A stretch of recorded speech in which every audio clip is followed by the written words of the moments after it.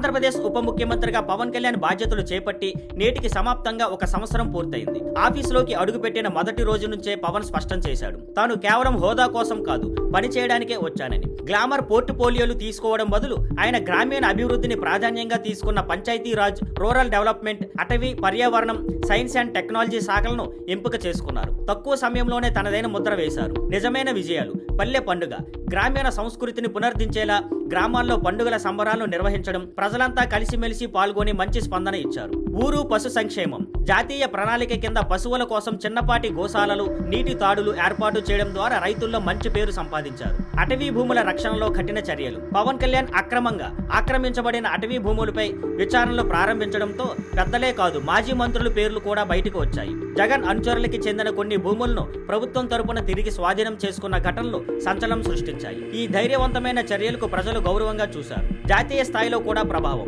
Jal Jeevan machine లో భాగంగా రాష్ట్రానికి ఎక్కువ నిధులు రావాలన్నదే పవన్ లక్ష్యం. ప్రధాని మోదీని కలిసి ఈ ప్రాజెక్టుకు ఆంధ్రప్రదేశ్ కు మరింత వర్తింపజేయడంలో విజయవంతమయ్యారు. పాలనలో స్పష్టత, పారదర్శకత: కొత్త నేతగా వచ్చి కూడా పవన్ కళ్యాణ్ తన పాత్రను చాలా స్పష్టంగా ప్రజలకు అర్థమయ్యే విధంగా నెరవేర్చారు. తన విజయాలు, సవాళ్లను ప్రజలతో పంచుకుంటూ ఓపెన్ కమ్యూనికేషన్ పాటించారు. ఫైనల్ గా పవన్ కళ్యాణ్ పాలనలో ఈ ఏడాది మార్పు యొక్క ఆరంభం మాత్రమే అని చెప్పొచ్చు. ఇంకా చాలా చెయ్యాలన్న సంకల్పంతో ముందుకు వెళ్తున్న నాయకుడు అనిపిస్తున్న పవన్ సాధారణ రాజకీయ నాయకుడు కాదు, మిషన్తో వచ్చిన నాయకుడు.